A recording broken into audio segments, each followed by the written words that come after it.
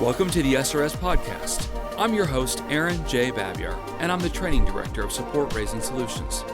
Whether you're a new ministry worker or a veteran looking to increase your competence and confidence, Support Raising Solutions seeks to bless you in your quest to be a spiritually healthy, vision-driven, fully funded Great Commission worker.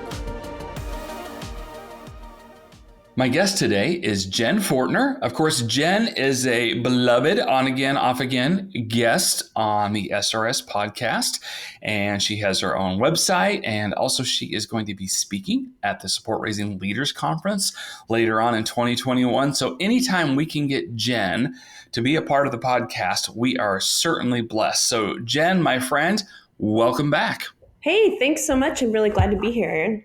So at the time we're recording, it's early 2021, and apparently, despite the pandemic, people are still joining people's support teams and giving and praying and partnering with them in ministry. That's what I'm seeing. Are you still seeing that as well? Oh my goodness, yes. It has been, in my experience, the last month, I have seen so many people get to 100%, and my heart is encouraged. It has been just a month of 100%, 100%, 100% with the people that I'm coaching and training, and I'm loving it.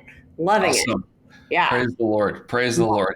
Yeah. Well, once again, we love to bring out truth and dispel the lies. And unfortunately, there are a lot of lies out there that the devil wants us to believe that people will not join your support team because of politics or because of the pandemic or because of insert overcooked excuse here. And the reality is raising support is not easy.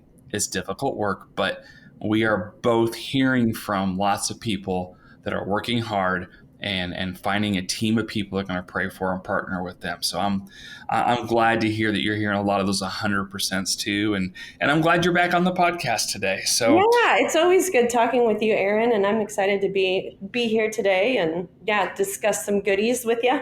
Yeah, in fact, we're going to dig in on a topic, but before we do, for the people that don't have the pleasure of knowing you and Zach, give us the brief once over about you and your family and where you live in the world. Yeah, so I am in Springfield, Missouri, here in the middle of America. I've got two kiddos. I've got a 4-year-old Sloan and an almost 3-year-old Merrick, and I'm married to my husband, Zach. And what I do is I work with Assemblies of God World Missions, and I train and coach missionaries going overseas in the area of support raising. And I've been at that for almost 8 years now. Wow. And even prior to that, I was working in support raising ministry just with another organization, and just have had such a heart to see fully funded missionaries and workers to the field, and get on my blog and write about specific topics, and all kinds of stuff happens. But yeah, that's my full-time gig, and loving life. Yeah, very cool. Well, I'm thankful for you and the work you do in the kingdom, Jenn, and thankful for your family. And listen, if somebody ever comes through Springfield, go ahead.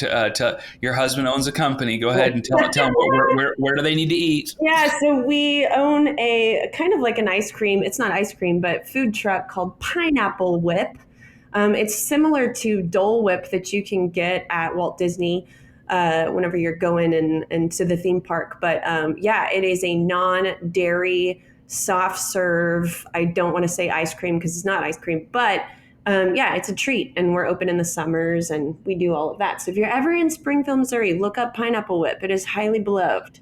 Yeah, it is. It's legend. It's a legend in this area of the country. So very cool. Yeah. Well, Jenn, of course, the reason I ask you on all the time is because you know your stuff, and you're great to talk to, and I always appreciate your wisdom and your insight. But specifically today, we wanted to talk about this whole really messy, and we can admit this is a really messy topic of messaging people or texting people, or just stepping into this area of you need to get an appointment, and taking the shortcut and going, I'm not going to call them. They're not going to answer their phone. I'll just send them a message and let them know I need some money and when we can meet so they can give it to me, or at least that might be how somebody perceives it, right? So, that's so messy. People run from that. So let me just kind of kick it to you first, and help our listeners just understand why messaging, even just to get an appointment, is fraught with problems. Yeah, it's, I personally don't condone it as the number one way to reach out. And what we're talking about here is specifically in that task of asking for a face-to-face appointment. So obviously not asking for finances on a text message, but specifically that, hey, how do I approach my friend and ask them to meet with me face to face and do an ask for finances. And Important note so, you just made in there. We're not asking people for money via text. I mean, yes, Jen, you and I take that just kind of like, yeah, duh, of course. But right. for our listeners that might just be newer to this, it's really a bad idea the bulk of the time to ask for money over text. So we really do advocate a getting a face-to-face discussion. And so Jen, I'll kick it back to you. But for somebody that might have been, wait a minute, I wanted to clarify, you definitely meant what you said there. Yes, I absolutely meant what I said there. So I'm talking specifically about that circumstance, that first sort of layer of contact of, okay, I want to meet with somebody face to face. I want to build a relationship. I want to make the ask. I want to invite them to join my partnership team. How do I do that? And I think, you and I as trainers, we see that probably the best way to do that is via phone. But there are a lot of hesitations there, and particularly as culture leans into texting more and more as opposed to phone calling. And Aaron, this is crazy. So this past weekend, we were looking for a new couch, Zach and I and my Okay. family. And the guy was like, oh, you can just, the furniture salesman. So we're walking out. We have to do some measurements in the house to make sure that the couch that we like is correct for our house, blah, blah, blah. Okay.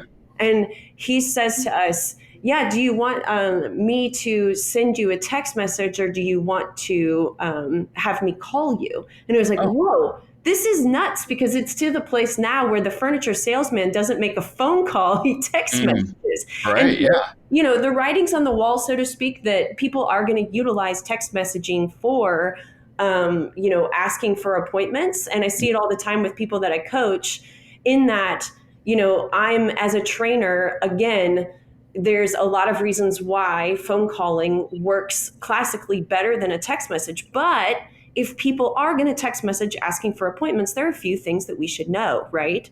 Mhm. In order to do it correctly and not to put in too much information, how to go about that, what do we say, what do we not say? There's a lot of things to it. But kind of like, as you said, why is it that, classic way of doing it and approaching it is with a phone call first, asking for an appointment instead of a text message? Right. And I would say that some of the reasoning behind that is probably the biggest one is it comes across, and I actually got this from you, Aaron, but it comes across as a billboard. Anytime you read that word finances and you're checking your phone, and I'm doing this, you can't see me, but I'm doing this right now, looking at my phone. And if I see a text message from somebody and it says a bunch of stuff and it says the word finances in it, I might just shove that aside and put it to the side and go, you know what, I'll get to that later, because it's kind of a Right. more intense topic. It's harder to decipher if that's a good idea or not, blah, blah, blah, blah, blah. It's not relational. There's And all you these might not be reasons thinking why. about anything financially related right now, and so you instantly you file it in the back of your head as I pay bills on Sunday, or I think about money on Sunday. I'll get to it then, although you might not. Like, there's a lot of reasons why somebody sees the word. Well, of course, you said finance. It could be a number of different words. It might be budget or money or goals. Like yeah, you're right on. If you say that in a text message, it's really hard to gauge how somebody's going to receive that phraseology. Mm-hmm.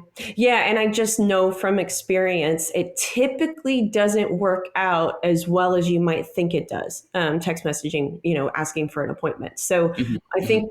think that there's a lot of ways that in which you can kind of make mistakes that you're not even knowing that you're making. So Right, so right. yeah, I don't know if you want to add anything to that, like reasons why text messages are, maybe inferior to phone calling first. But yeah. Well, there's a lot that I think you and I could sit here and add. But let me just try and summarize it down to a couple of things.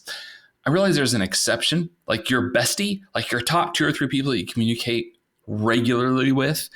You and I are talking about here right now, Jen, Mm-hmm. these rules might not apply quite as much to them, but Right. that's not as long a list as what you might think. Like that's only a handful of people. That Right. is not your top 20, 50, 100, all that kind of stuff. And when we do the SRS boot camp, we do the training, it's very normal for us to assume that a lot of people going through it are going to need about 100 face-to-face appointments. Sometimes they're going to need 150. Sometimes they're only going to need 40. Like it depends for each person. But at the end of the day, sometimes you only get that one shot to make your best impression. And if you're learning that most people are not going to respond well to a text message asking for an appointment, then you probably need a strategy other than, oh, it's okay, it's me. People don't understand. I was their pastor or I was their Sunday school teacher. It's all right. Everybody, they're going to respond to me and just kind of set down. Maybe it's pride. Maybe it's overconfidence. Mm-hmm. But maybe just set that down a little bit and go, you might only have one good shot to ask a lot of people for an appointment. And if you know that trying to do it over messaging doesn't typically work that well, perhaps you need a different strategy. So there's a lot more I think we could say about that. And we do in the SRS boot camps. And so we always encourage everybody, read a book, do the Bible scripture, do the reading, watch the videos, go through a boot camp. Please don't just jump into support raising half cooked. Like you got a lot you need to do, but this is something we get into at length in the boot camp. But sometimes people do forget after a while, or they're listening to you and I right now, Jen, they haven't actually been to a boot camp yet. So we're playing a little bit of a reminder and we're playing a little bit of a catch up at the same time here. So anyway, Jen, I'm going to kick it back to you. You're flowing well. So keep on going. So under that sort of context or pretext that, hey, best case scenario, you are going to be phone calling somebody asking for an appointment. But, we all know that texting is very normal these days. And my furniture guy texted us, about a transaction. So that being said, how do we do them well if we are going to text? And let's, figure out how not to botch it whenever we do. So I think one of the first things, like a couple warning labels maybe, and I've got a couple of sample texts that I could read to you in a moment. But before that happens, I just want to make a couple important distinctions. And the first one is this. So if you are texting for an appointment, so say I'm going to ask you and Marky for an appointment. These are text messages that I'm talking about, not social media DMs or direct messages. And yes, there's a difference and it does matter. So DMs are not going to be as warm as a text message and 1,000% less warm than a phone call, right? So, Aaron, if you can think back, or any listener can think back to any times you've had people solicit you on Facebook Messenger en masse for a donation, for a trip that they're going on, or some sort of like pyramid, multi-level marketing kind of thing, it doesn't come across as relational. No. So I would say, even if they add my name in, right? Like even if they copied and pasted and they went through what I got like 2 or 3 last week through LinkedIn from people I've never heard of before. And I could tell they were trying to make it sound personal, but I don't have a relationship with these people.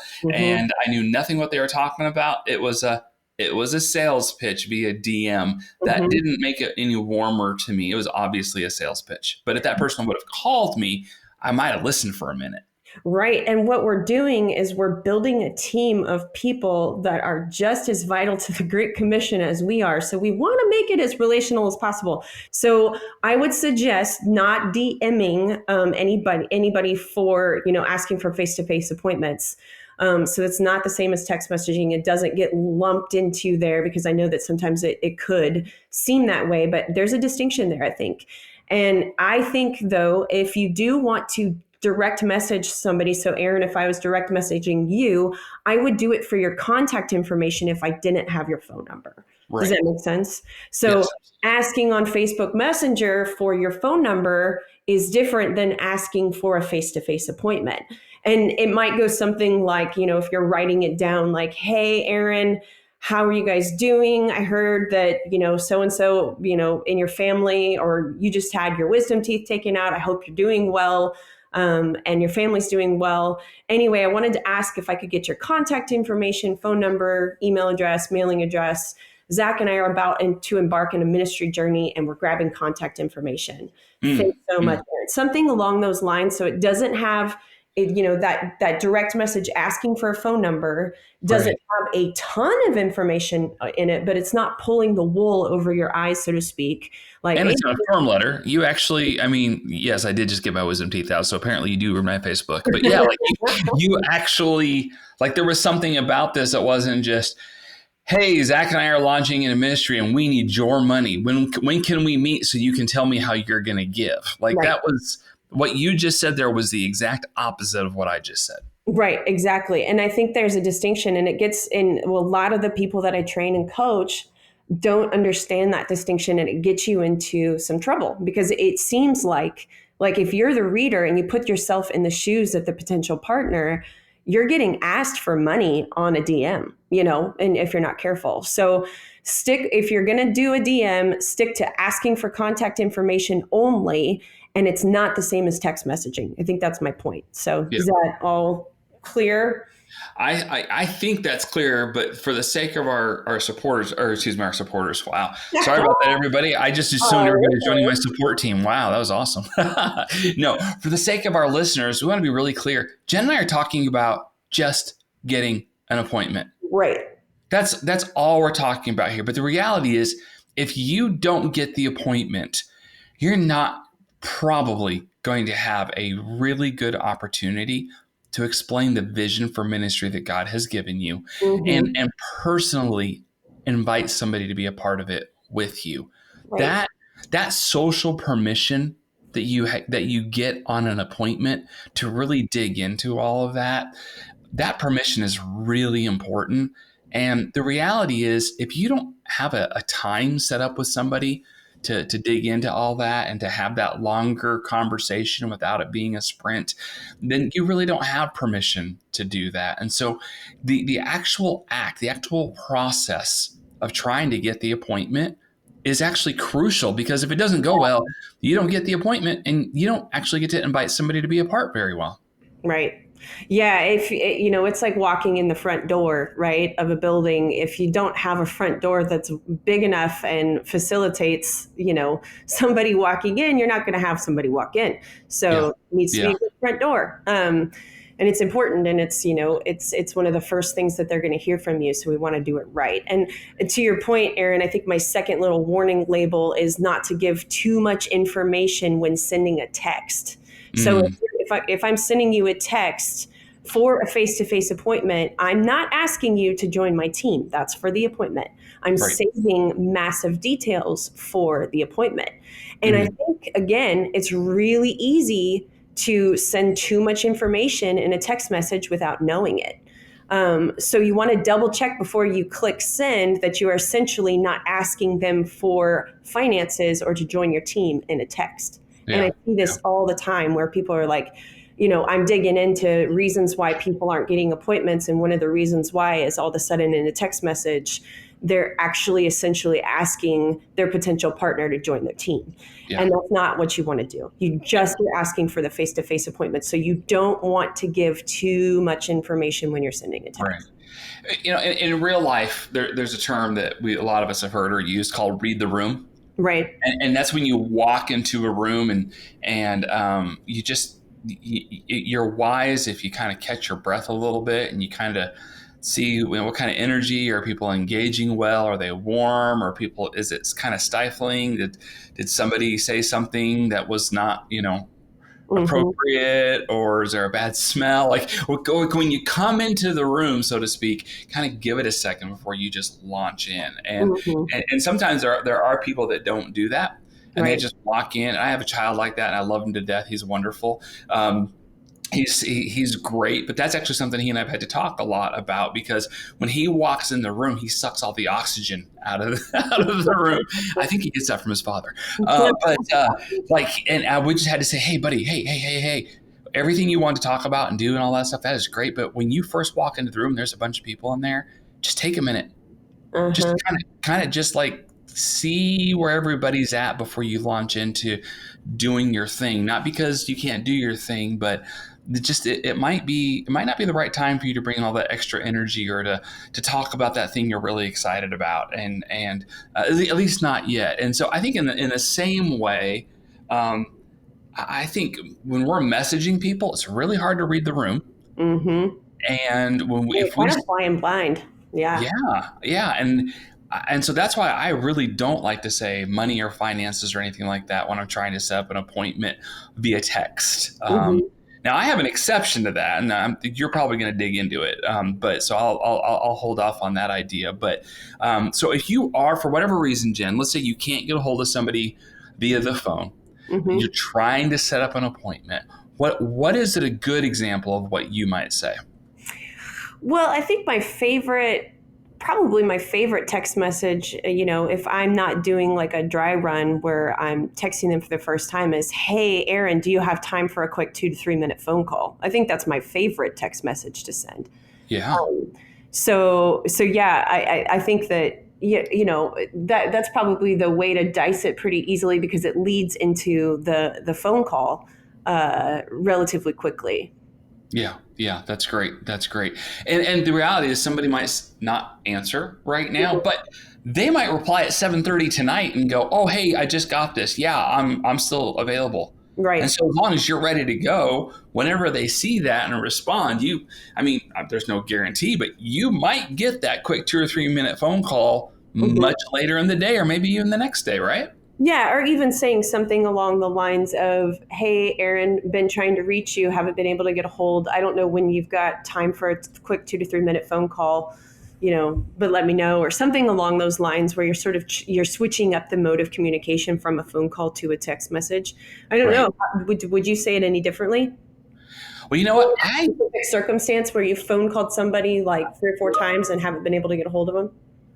I think I want to save that for part 2 of this podcast, because I think we have some more good stuff to say, but I also think we've said enough for this week to maybe keep people a little thirsty to want to keep drinking from this. How do I do this text messaging thing well? Yeah. And so you and I have enough yet to say. I really think we can save this till next week. And so, friends, I'm going to go ahead and shut us down for this week. This is a to be continued. But with that being said, let's keep in mind once again that learning to raise support is it's a process. And so again, I highly encourage you to read the God Ask.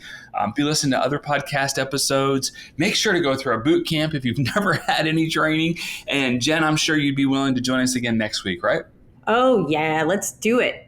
All right, let's pick right up next week with that same question. But for this week, Jen, thank you for being a part of the SRS podcast. Yeah, you are welcome. And you guys are my heroes. So keep going, keep raising your funds. Thanks for joining us for this episode. We would love to hear your ideas for future content. Please visit supportraisingsolutions.org/feedback to share your thoughts and questions. Also, wherever you download your podcast from, be sure to subscribe for future episodes and come back each week to gain more insight into the process of building and maintaining your personal support team.